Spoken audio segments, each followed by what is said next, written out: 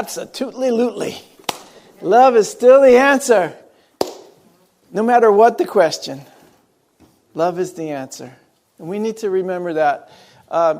My friend over here, Bruce, came to me one Sunday, and his wife came to me, and they said they were very worried because some scans from some doctor showed up a mass on his bladder that could be cancer. And I told him there's still only one answer to that. And Jerry knows this too, what that answer is. It's having faith in the eternal love of Spirit that is within you. And that is more powerful than anything that can show up in your life in this time. So I would like to ask my friend Bruce to come forward this morning and to give his testimony. And tell the whole story, Bruce. Don't worry about being brief. I don't care.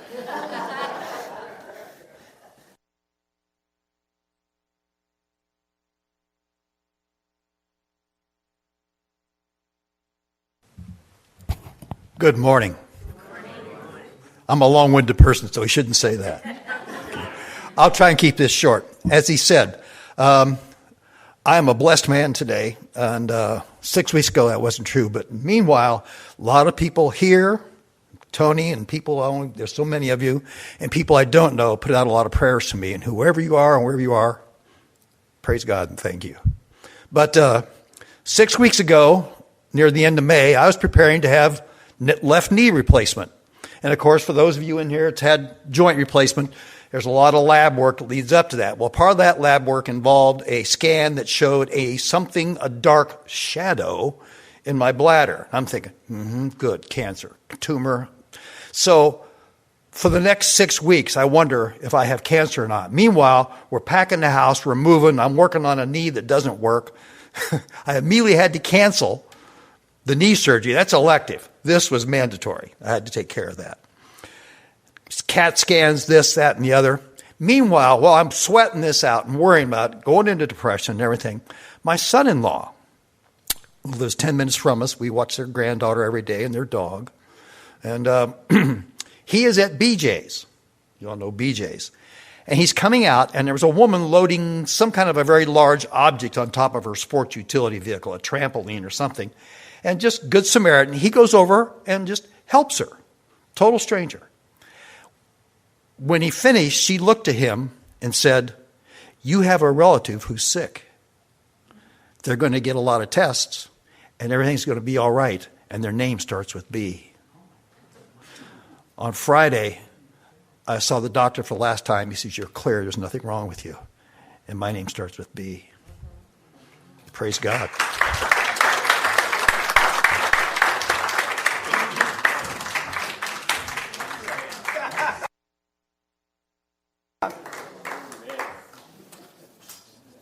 All right, total stranger.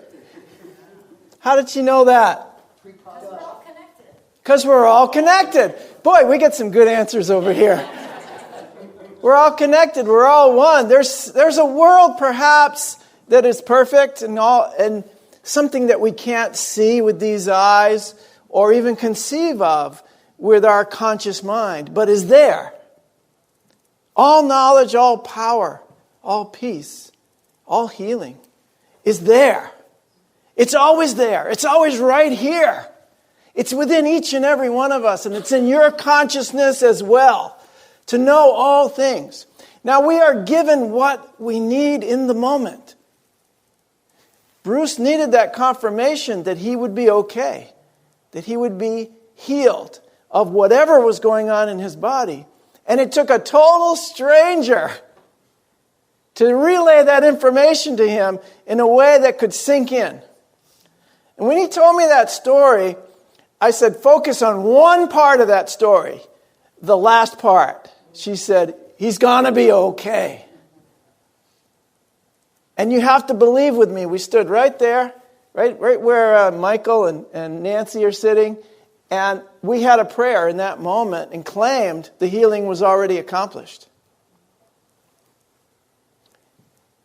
This week, and I told them, do not come and give me your testimony until that mass has disappeared completely. He's here today to tell us that it has disappeared. Now your eyes, your scans, your technology, everything else says there's something there and it's going to get you. And so your mind starts saying there's something there, it's going to get me. Right? And this is the problem of the world. We fill our minds with this. We put our attention on it. We pay attention to these stories that are not true. The truth is, my name, now this is a really cool thing. What's your real name? David. His real name is David. David B. Yeah, we call him Bruce. Isn't that great? So this person, we call them clairvoyants or spiritual seers, whatever you want to call them, psychics, it doesn't matter. All she was doing was accessing information in the realm outside of that conscious mind. In the realm where we're all connected and it's all clear. There are no questions. There are only answers. And love is still the only answer. So out of love for a stranger that's struggling with this big package to put on top of her car, his son-in-law goes over to help her. That was the catalyst for the information to get to Bruce. That was the catalyst for Bruce to tell me also so we could pray together. That was the catalyst for me to put his name in the prayer basket, which we all pray for, and we send to Unity, Silent Unity, and they pray for it as well. So now Bruce has got hundreds of people connected to him in prayer. And in the acknowledgement that whoever that guy is whose name begins with a B, he's going to be all right. That's a leap of faith. So there's two lessons here. To have faith in that which you cannot see. And to always do the right thing. To always be kind. Because you never know what that's going to lead to. His son-in-law helping that person led to his miraculous spiritual healing of his body.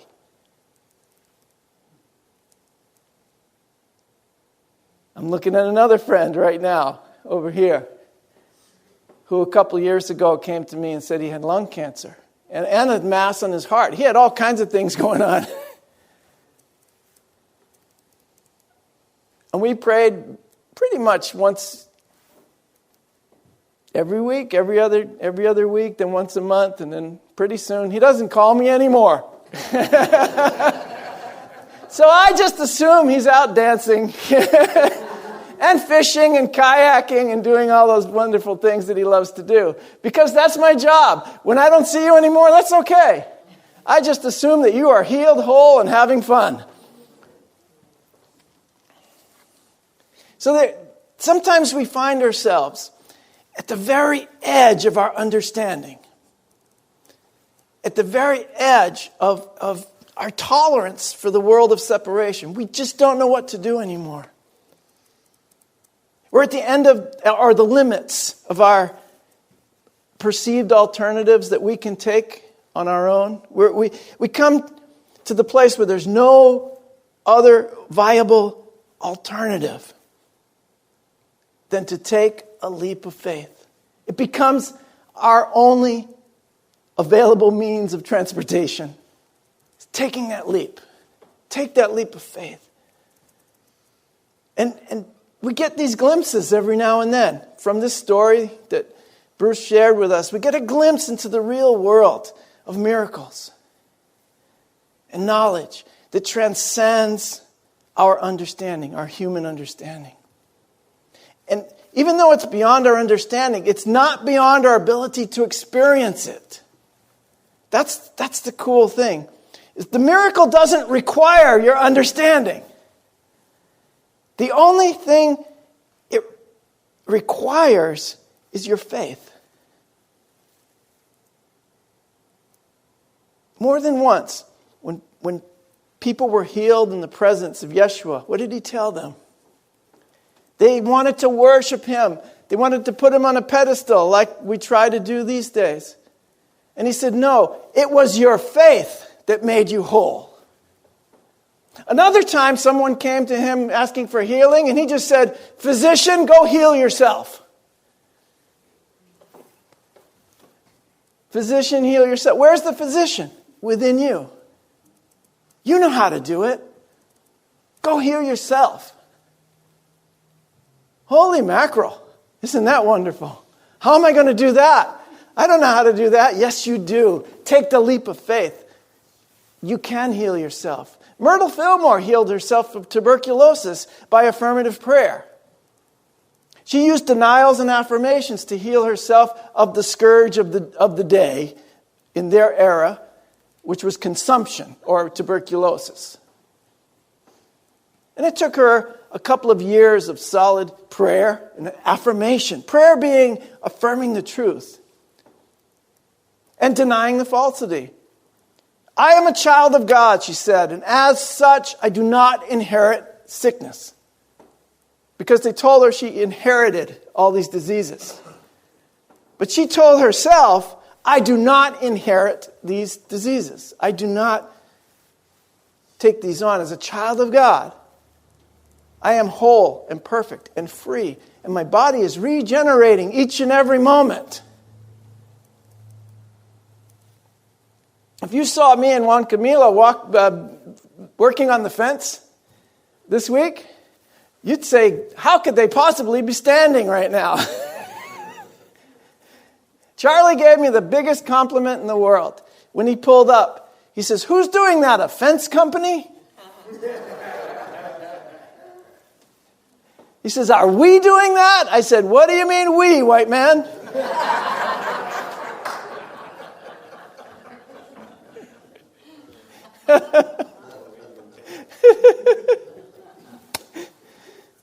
But you can heal yourself by the power of affirmative prayer. Nobody's going to believe you. I got to tell you, I'm sorry, dude. Nobody's going to believe you. They've got to experience it for themselves. A Course in Miracles says that to use miracles as a spectacle to induce belief is a misuse or a misunderstanding of their purpose. Because the ego mind does not believe in miracles, is the opposite of miracles, and is trying constantly to prove to you that its way is better than miracles. We talked about this last week. The simple truth is you can live life like everything is a miracle or nothing is a miracle. It's your choice. So the simple truth is it's a choice that you make. Now, when you come to the healer and he says, go heal yourself, oh my God, what am I going to do now? You're going to go heal yourself or you're not. But it's your choice. All we can do is provide the tools for you to use in order to make that choice. And I'm saying the first tool that I want to give you is taking that leap of faith. That it's possible. That's all. It's possible to heal myself. See, in your mind, if you're saying it's not possible and you go off and try to do it, what's going to happen? So you have to take the first step. Meditate on the possibility of it. What if I can really heal myself? I'm going to try. Okay, I'll just give it a try, see what happens. So now you're open. You're not fighting with yourself. You're not fighting with the voice that says, I can't do it. You're saying, I'll try. I'll give it a try. Okay, how do I heal myself? Spirit? Okay, all right. I'm going to open up to Spirit. I'm going to affirm the truth. And I'm going to absolutely give it a try. I'm going to step aside. I know that I'm not going to do it from my ego, but there's something in me that's greater. Now, last week I was talking about that something in you that's greater is really your only true reality. You really are light. We sang that song. Ori sang that song for us. I am light. I am not what my parents did. I'm not the voices in my head. I'm not what happened to me. I'm not any of the story that I've been telling. through the ego. I'm not the story that's being told on the television set. I'm not that story. I am light. I am a pure vibration of eternal love and light. That's what I am. And I want you to meditate on that. I really, truly want each and every one of you to give it a try. Take a leap of faith. Meditate on that as your reality. The Christ in you is your hope of glory. But that's the truth. The Christ in you. Your faith has made you whole. Go heal yourself. These are the lessons that Yeshua taught me that I want to help you to receive and understand. If you're waiting for someone else to do it, if you're waiting for some God in the sky to come and make everything all better, why hasn't he done it already? Do you hear me? It's not going to happen. It's not going to happen. And I'll walk into every single church and synagogue and mosque and everywhere else that they'll let me get in the door and tell them the same thing. God is in you.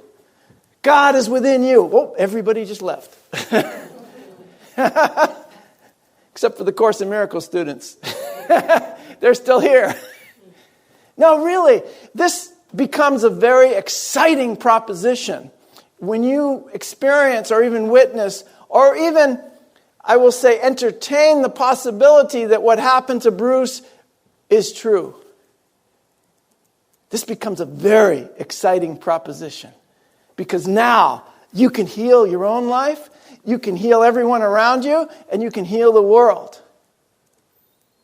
And not only that, you're going to dedicate yourself to it 100%. Unity is based on this. Unity is based completely on taking this leap of faith. You might need a financial miracle right now. You might need a healing of your relationships. You might need the miracle of finding your way in this life, of finding your purpose. You might need the miracle of a clear heart or a peaceful mind. And all of that can be accomplished simply through a leap of faith. Faith this small, size of a mustard seed, can move the mountain. The unity movement is totally based on faith. Recently, Lily and I went to Unity Village, and we went to Kansas City to see Unity Temple on the Plaza. And it's a wonderful story. That temple was started with the seed money of 1 penny. That was the seed that was planted that generated the prosperity to building the first Unity Temple, the temple on the Plaza in Kansas City. They didn't know where the money was coming from. All they did was plant the seed in faith. And it grew. And when it was needed, it came. And you don't have to know where it's coming from. You just have to plant your seed. And you have to water it. You have to water it. And you have to cultivate it. And you might have to pull some weeds out of that mind of yours. But you're going to have to be the gardener of your own prosperity. Somebody told me the only thing that is missing at Unity is all the people. Where are all the people? And then they don't show up the next week. I don't know. I wonder where they are. Wherever you are, that's where they are. Wherever you are, there you are. There's your world, complete. And it's, right? John and I like to say, see you next time I look at you. I love that one. But whatever you need right now, take that leap of faith. When the Fillmores had a calling to build Unity Village, which is an amazing place, it's just beautiful. And it's immense to me. It's so immense. It's so just gorgeous, filled with light. And there's been Silent Unity has been in constant prayer for 130 years, 24/7. The only organization in the whole world that has been praying constantly, 24 hours a day, available prayer. Amazing. That's what you're connected to. So when you think, how is that person connected to Bruce? How can that person have any possibility of knowing anything about this perfect stranger? Think of this, that this prayer energy is always connected and expanding the light. That's why the ego wants you to stay away from the light. Just watch the TV. Just pay attention to the politics. Just be angry, be obsessed, be separate. Look at your screen. Watch your telephone all day long. I was in the airport and there wasn't one person looking up. Wasn't one person saying, hi, what are you doing? Where are you going? I used to get on the plane and everybody would talk to you. They're on their phone. Right? Remember you used to see this in the science fiction movies? Or in the comic book? In the comic books, you thought it was really funny that somebody would be like this, like a robot. And look at us now. Put the darn phone down. Talk to your neighbor. We have a rule in our house, no phones at the table. You enjoy the food and you talk to one another. I don't know how I got way over there.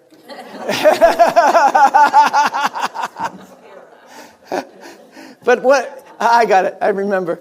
When you're paying attention to the separation, the things of the world, your mind is occupied with that. You can't pay attention to the Spirit. There's a part of your mind that wants to pay attention to the Spirit, and you keep pushing it aside. And I want you to take that leap of faith and focus on the voice for God within you, the voice of the Spirit that's speaking to you. Take time to listen to that. That's the leap of faith that I want you to take. So when the Fillmores were building Unity Village, and they had a certain amount of money, and it was running down, and one of the members during one of their meetings said, let us pray that the money holds out. And Myrtle Fillmore said, no. Let us pray that our faith holds out. That's where it's at. Faith that whatever we need will be there. Faith that you are going to take the step to make your life a living example of a loving God. Faith that you are going to choose prosperity and health and abundance. Faith that you are going to remember who you are and that you're going to demonstrate that to others. Whenever I'm in doubt, I think of how did I get here? Lily and I have the same story. The Fillmores made a covenant with one another, just the two of them. Together, they said, everything that we have or expect to have, everything that we receive will go towards this mission of unity. All of our being, all of our life, all of our living will go towards the mission of offering the truth. Lily and I have made the same commitment to one another. No matter where we are, no matter what we have, no matter what we're doing, we are dedicating that to the awakening of ourselves and those around us, to the truth. We are dedicating our lives to raising the consciousness of humankind. First through raising our own, of course, but through doing everything that we can, using all our talents, all our time, and all our treasure to help others understand who they really are. And when we first came to Cape Cod, we not only didn't have any money, we were seriously in debt. I was seriously in debt. Lily wasn't in debt, but I was. Because I was going around the world teaching A Course in Miracles on credit cards. I thought it was just my mission to go and teach A Course in Miracles. But I didn't realize it was also my mission to receive the means to do that. So anyway, long story short, I was really getting tired of working on houses. I was really not happy coming home with my body hurt every single day. Lily says, I want to write. I want to teach. I want to find something that fills my soul. So we decided right then and there, we're not going to take any more jobs. We're going to take the money we have, we're going to tithe 10% of it to Unity, because this is our new spiritual home. Okay, if I've got $10, I'm going to put $1 in that basket. If I have $1, I'm putting 10 cents. I'm going to do this. Pretty soon I had a little more. And I decided, I was ordained twice. I never had a church before. And I decided, I'm going to be a Unity minister. I don't care where it is. I really don't. And I was talking with Kathy that day, Kathy Smith Brown. And she said, well, I would really like it if it was here. That's my wish. So there we go. We have a covenant. All of a sudden, the seed is planted. And it was just like this penny. It grew into me being the minister here. Because this was my goal. I just said whatever it takes. And we're too easily swayed from whatever it takes to it can't happen unless. Do you ever do that? All the time. I'm going to take that trip when I have the money. I'm going to do this when the kids graduate from high school. We'll do that, some other time. You always place limits on God or on yourself, on universal consciousness. What I'm saying is take that leap of faith. Don't place any limits on yourself or on God. Whatever it's going to take, it'll come. I found out I had to go to school for 5 years at Unity. Actually, I did it in 4, but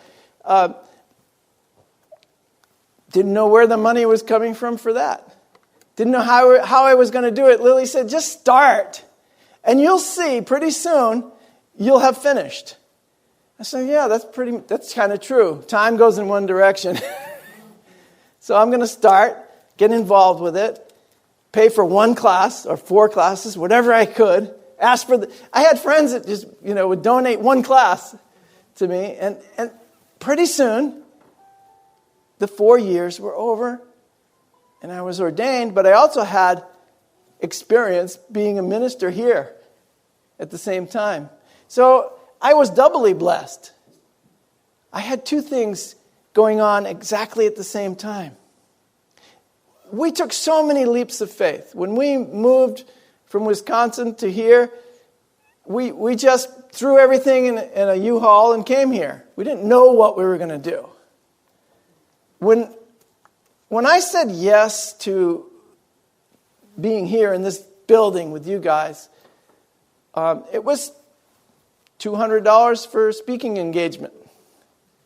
That was great. That's amazing. Could you live on that? Apparently you could. I didn't know it. I didn't think it was possible, but yes, apparently you could. And I got to meet a lot of other Unity organizations. I'd go there, and it didn't matter.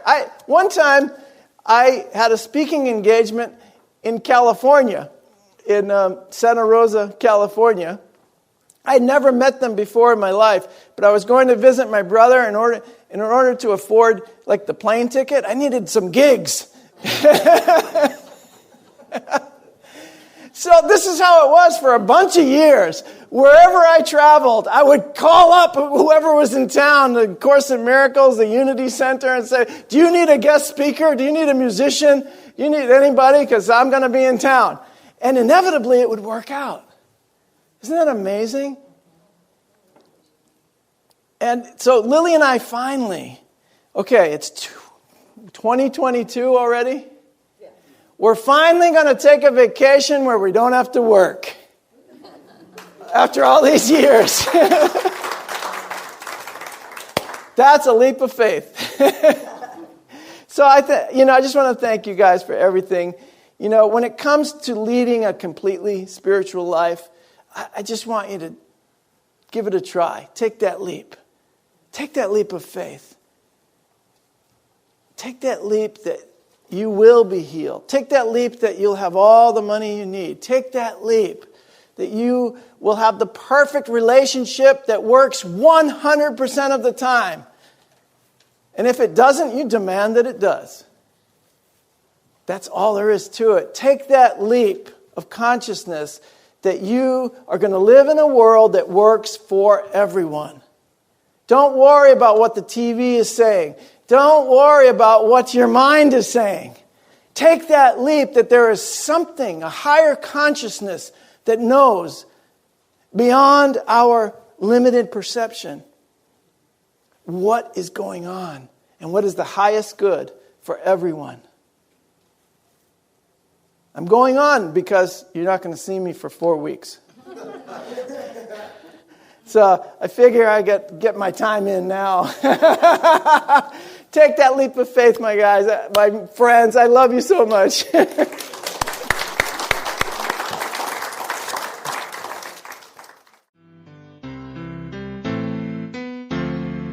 You have been watching the message from our Sunday celebration service here at Unity on Cape Cod, providing a positive path for spiritual living. Please join us every Sunday morning at 10 a.m. at 147 Walton Ave, Hyannis, Mass., and visit us online at unityoncapecod.org. This video was made possible in part through a grant from Unity Worldwide Ministries and the Templeton Foundation.